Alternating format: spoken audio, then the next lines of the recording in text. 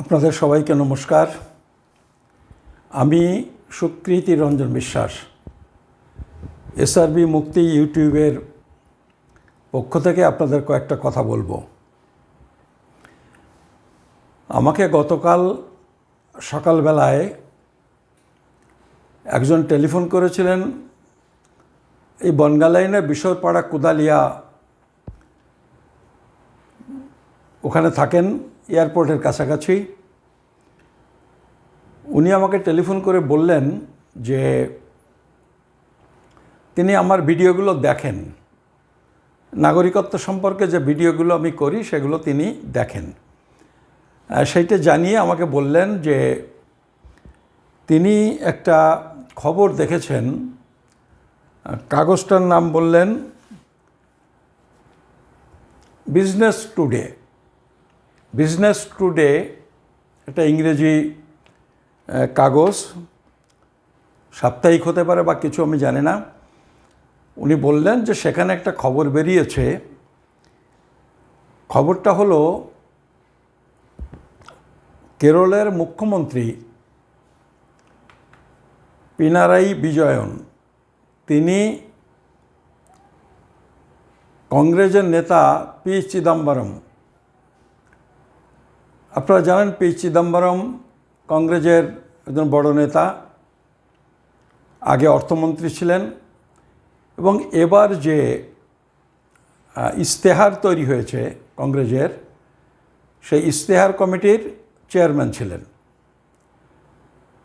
Pinarayi Vijayan P চিদম্বরমকে জিজ্ঞেস করেছেন যে তাদের ইশতেহারে K-19 বাতিল করা নিয়ে কোনো কথা কেন নেই, এই প্রশ্ন করেছেন।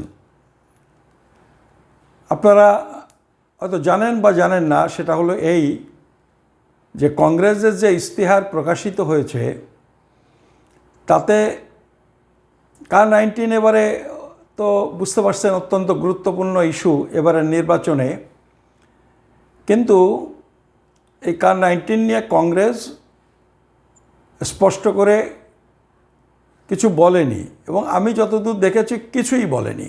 জানি না, কোথাও অনেক লম্বা, কোথাও একটা দুটো শব্দ কোথাও বলেছেন কি না, কিন্তু আমি যা দেখেছি কিছুই বলেননি। তো এই যে কিছু বলেননি, কেন বলেননি, এইটা কেরলের মুখ্যমন্ত্রী পি চিদম্বরমকে জিজ্ঞেস করেছেন যে K-19 নিয়ে আপনাদের কোনো বক্তব্য নেই কেন। এই কাগজের রিপোর্ট হলো পি চিদম্বরম বলেছেন যে ইন্ডিয়া জোট যদি ক্ষমতা দখল করতে পারে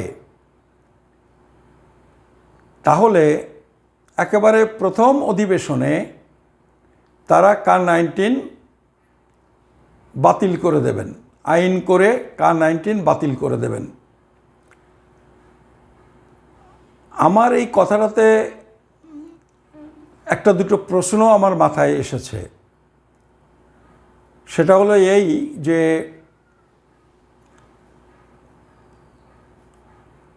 কংগ্রেসের যে ইশতেহার, সেই ইশতেহারে কেন K-19 নিয়ে কোনো কথা নেই? এটা কি একেবারেই ভুলে যাওয়ার কারণে হয়েছে? আমার মনে হয় না বিষয়টা সেরকম কিছু। এইটা হয়তো কংগ্রেস নেতৃত্ব খুব হিসেব করেই অনুল্লেখ রেখেছেন। আর ইন্ডিয়া জোট যদি ক্ষমতায় যায়, বুঝতে পারছেন কংগ্রেস তো একার শক্তিতে যেতে পারবে না। সেক্ষেত্রে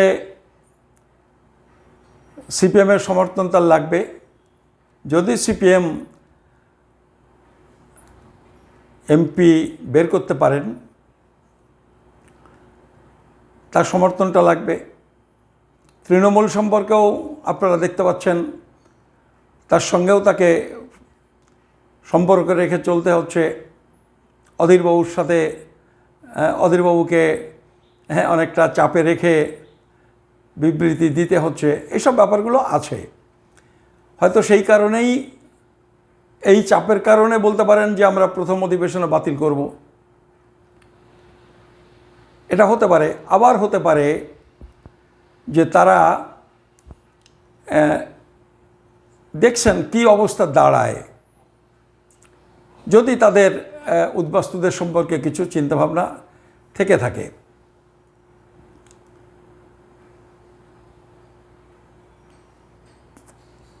K-19 বাতিল করার মানে হলো K-19-এ কি আছে? K-19 তো 21B, তাতে একটা সংশোধন। 21B-তে বলেছিল যে পৃথিবীর যে কোনো দেশ থেকে যে কোনো সম্প্রদায়ের মানুষ আসলে তারা অনুপ্রবেশকারী। সেখান থেকে K-19-এ বলেছে 3টে দেশ থেকে 6টা সম্প্রদায় তাদের অনুপ্রবেশকারী তকমা মুক্তি হলো। তার মানে হিন্দুরা অনুপ্রবেশকারী ছিলেন, এখন আর অনুপ্রবেশকারী নন। আমি বিশেষ করে বাঙালি হিন্দুদের কথা বলছি, নাগরিকত্ব হোক আর না হোক। আমরা মনে করি না K-19-এ নাগরিকত্ব হবে, কিন্তু তবুও অনুপ্রবেশকারী ছিল, এখন অনুপ্রবেশকারী নয়। অনুপ্রবেশকারী তকমা মুক্তি K-19-এ হয়েছে। তো সে K-19 বাতিল করার জন্যে এত চেষ্টা কেন, এত আগ্রহ কেন সিপিএমের? আমি সিপিএমের মানে আমি বলছি, যেহেতু পিনারাই বিজয়ন বলেছেন বলে আমি কথা বলছি। তাদের ইশতেহারও আছে, সিপিএমের ইশতেহারও আছে তারা এটা বাতিল করবে। পিনারাই বিজয়ন সুপ্রিম কোর্টে কেসও করেছেন, ওই যে 236টার মধ্যে কেরল গভর্নমেন্টও আছে। তো তাদের এতটা আগ্রহ কেন K-19 বাতিল করার জন্যে?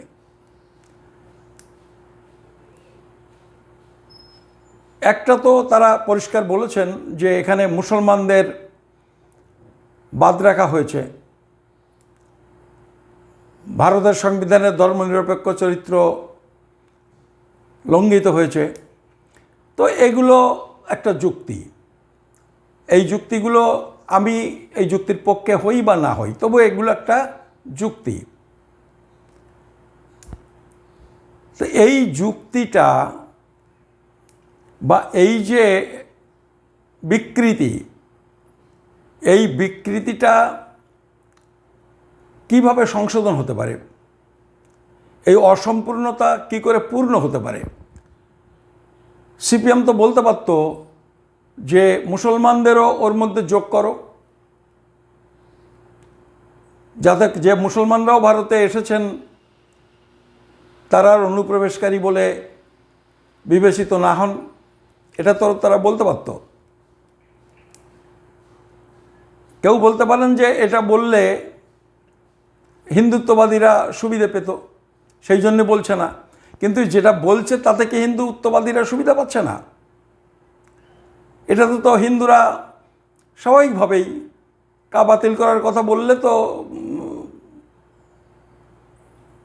তারা বিরক্ত হচ্ছেন, বিজেপি ফোল্ডের দিকে ঢুকে যাচ্ছেন, গেছেও তাই। তাহলে এইটা কেন হচ্ছে? আসলে কি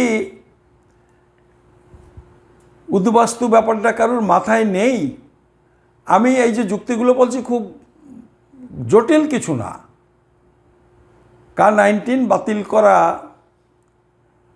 এই যে কথা তারা বলছেন, এইটার মধ্যে আমার এরকম একটা জিনিস মনে হচ্ছে যে এরা কেউ উদ্বাস্তুদের নাগরিকত্ব দেওয়া হোক এইটা চাইছেন না। বিজেপি বলছে, কিন্তু বিজেপি নানাভাবে যে পদক্ষেপগুলো নিয়েছে সেগুলো আসলে নাগরিকত্ব না দেওয়ার কথা। নাগরিকত্ব কেউ পাবে না। তাদের সত্যিই যেটা বলছেন যে এদের নাগরিকত্ব দেওয়া দরকার, আমরা তাদের নাগরিকত্ব দিতে চাই, তাহলে তারা একটা কাট অফ ডেট করত। এইভাবে আবেদন করার যে পদ্ধতি, পথ, কাগজপত্রের কথা বলেছে, এটা তারা বলতো না। তাহলে ঘুরিয়ে ফিরে সব দাঁড়ায় যে কোনো পলিটিক্যাল পার্টি উদ্বাস্তুদের নাগরিকত্বের পক্ষে বলছে না। এইটা কিন্তু ভাবাটা একেবারে অযৌক্তিক তা কিন্তু নয়। নানান জায়গাতে মনে হচ্ছে যে এই উদ্বাস্তু সমস্যার সমাধান হোক, যারা এসে পড়েছেন তাদের, বিশেষ করে বাঙালি উদ্বাস্তুদের নাগরিকত্ব হোক, এইটা কোনো পলিটিক্যাল পার্টি চাইছে না। যদি চাইতেন ধর্মনিরপেক্ষতার প্রশ্নে, মুসলিমদের প্রশ্নে তারা যে আপত্তি করেছে, উদ্বাস্তুদের নাগরিকত্ব যদি চাইতেন, তাহলে কিন্তু ওই K-19 বাতিল করতে হবে বা করব, তার সাথে আর একটা বা আধাখানা বাক্য যুক্ত হতো যে K-19 বাতিল করে আমরা এমন একটা আইন করব যাতে সব উদ্বাস্তু মানুষের নাগরিকত্ব হয়। এই কথাটা কিন্তু আর তারা বলছে না। এই যে সব উদ্বাস্তুর নাগরিকত্ব হবে এরকম কিছু করব, এটা কিন্তু বলছে না। অন্তত পিনারাই বিজয়নের যে অ্যাটিটিউড তারা করেছেন, কংগ্রেসকে যেভাবে তারা চাপ সৃষ্টি করছেন। আবার পি চিদম্বরম বলে দিচ্ছেন যে আমরা ক্ষমতায় গেলে প্রথম সেশনে করব। এটা কি তিনি কংগ্রেস হাইকমান্ডের সাথে কথা বলে নিয়েছেন? এটা কি কংগ্রেসের ঘোষিত সিদ্ধান্ত, কমিটিতে সিদ্ধান্ত হয়েছে? আমার মনে হয় এটা নয়। আসলে ওরাও চাপ দিচ্ছেন, আর কংগ্রেস নেতৃত্ব বিষয়টা এড়িয়ে যাওয়ার জন্য কিছু কথা বলছেন যে দেখি ইলেকশনের রেজাল্ট কি হয়। সেটা যদি হয় তাহলে তো তবু বলবো উদ্বাস্তুদের কংগ্রেসের কাছে কিছু একটু আশার আলো থাকতে পারে। কিন্তু কোনটা আমরা বুঝব? এই কারণে আমরা যে দাবিটা করেছিলাম, এই যে মুসলমান প্রশ্নে যাদের আপত্তি, সংবিধানের ধর্মনিরপেক্ষতার প্রশ্নে যাদের আপত্তি, আমরা যে দাবি করেছি যে ভারতবর্ষে যারা স্থায়ীভাবে বসবাস করেন তাদের সবাইকে ভারতের নাগরিক ঘোষণা করে একটা আইন করতে হবে। এইটা যদি হয় তাহলে তো হিন্দু মুসলমান প্রশ্ন থাকে না, কোনো অসুবিধা আর কিছু থাকে না। আর এটা কি ঠিক নয় যে এই যে লোকগুলো ভারতে বসবাস করেন মূলত পাকিস্তান থেকে আসা লোক, আর বেশিটা হচ্ছে মানে পাকিস্তান থেকে আসা লোক এবং বাংলাদেশ থেকে আসা লোক, আফগানিস্তান থেকে আসা লোক, কিন্তু এর প্রায় 90% হচ্ছে বাংলাদেশ থেকে আসা মানুষ।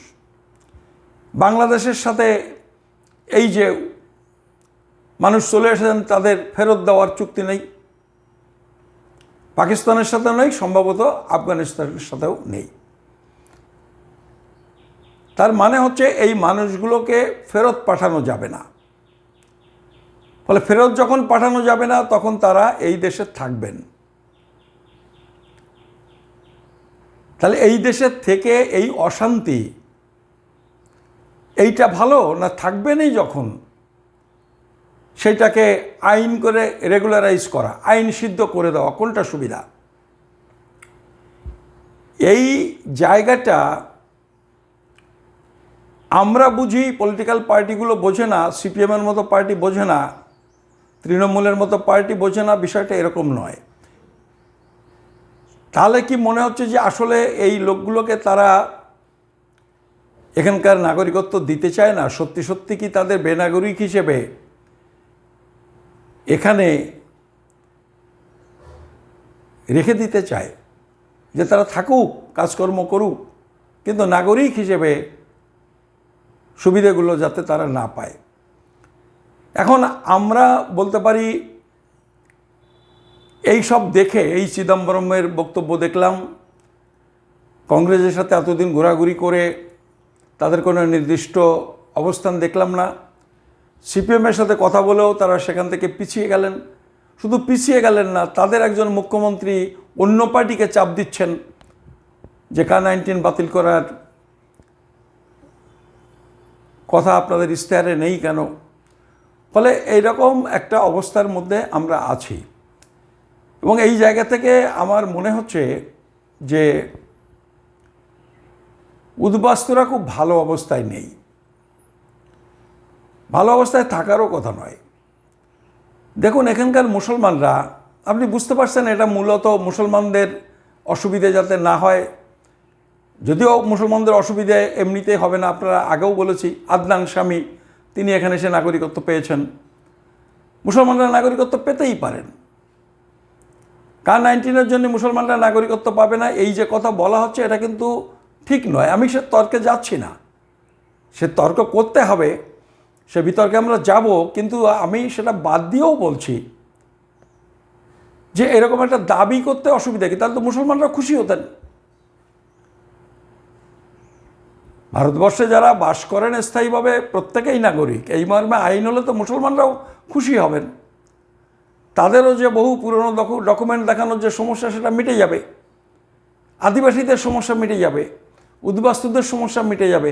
তারপরেও এরকম একটা দাবি বিভিন্ন পলিটিক্যাল পার্টি করছে না, করলে তো এই সব অংশের মানুষ তাদের সমর্থন করতেন, তারপরেও এই দাবি তারা করছেন না। এই জায়গাতে কিন্তু একটা বড় প্রশ্ন চিহ্ন থেকে যাচ্ছে। এইটা উদ্বাস্তুরা সবাই মাথায় রাখুন। আর আমি বলছি যে যত প্রশ্ন চিহ্নই থাকুক বা না থাকুক, উদ্বাস্তুরা কিন্তু রাস্তায় না নামতে পারলে এই সমস্যা মিটবে না। উদ্বাস্তুরা এত বড় সমস্যা, তারপরেও কিন্তু এখনো অবধি সাইলেন্ট। আমরা কিছু মানুষ বলছি, আমি আপনাদের একটু আগাম বলে রাখি, আমার এই চ্যানেলে অথবা আমার টেলিফোন নাম্বার যারা পেয়েছেন, হোয়াটসঅ্যাপ নাম্বার পেয়েছেন, আপনারা একজন একজন করে কারা এই বিষয়টা নিয়ে আন্দোলন করতে রাজি আছেন, আমরা একটা আন্দোলন তৈরি করব, তার সাথে কারা থাকবেন সেগুলো আপনারা একটু একটু করে আমাদের জানান। আমরা ইলেকশনের পরেই, আমরা সরকার গঠন করা পর্যন্ত একটু লক্ষ্য করব, করেই আমরা বুঝে যাব, বিষয়টা পরিষ্কার হবে আমাদের কাছে, এবং তারপরে যত তাড়াতাড়ি পারি আমাদের একটা আন্দোলন ইন্ডিয়া জোট আসলেও করতে হবে, বিজেপি জোট আসলেও করতে হবে। ফলে আপনারা আমাদের সাথে একটু যোগাযোগ রাখুন, আপনাদের ঠিকানা, টেলিফোন নাম্বারটা আমাদের একটু দিন। আমরা হয়তো ঠিক খুব দ্রুত গভর্নমেন্ট ফর্ম করার সাথে সাথে আমরা একটা মিটিং ডাকবো, এবং সেখানে আমরা একটা প্ল্যান প্রোগ্রাম তৈরি করব। আমরা যদি রাস্তায় না নামতে পারি তাহলে কিন্তু একটা বড় ধরনের বিপদ হতে পারে। আমি ওই পি চিদম্বরমের যে বিবৃতিটা বেরিয়েছে বিজনেস টুডেতে, এইটা দেখে কিন্তু সত্যি আমি খানিকটা দুশ্চিন্তায় পড়েছি। এই জন্যে আপনাদের এই কথাগুলো বললাম। আপনারা যারা মনে করেন আমার সাথে একমত যে আন্দোলনে আমাদের নামতে হবে, তারা আমাদের সাথে একটু যোগাযোগ তৈরি করুন এবং রক্ষা করুন। আমরা একটা সংগঠন, প্রয়োজনে একটা নতুন সংগঠন তৈরি করব, নতুনভাবে একটা আন্দোলন আমরা শুরু করব। আপনাদের কাছে এই আবেদনটা রাখবার জন্যে আজকের আমার এই ছোট্ট ভিডিও। আপনাদের সবাইকে নমস্কার, ধন্যবাদ।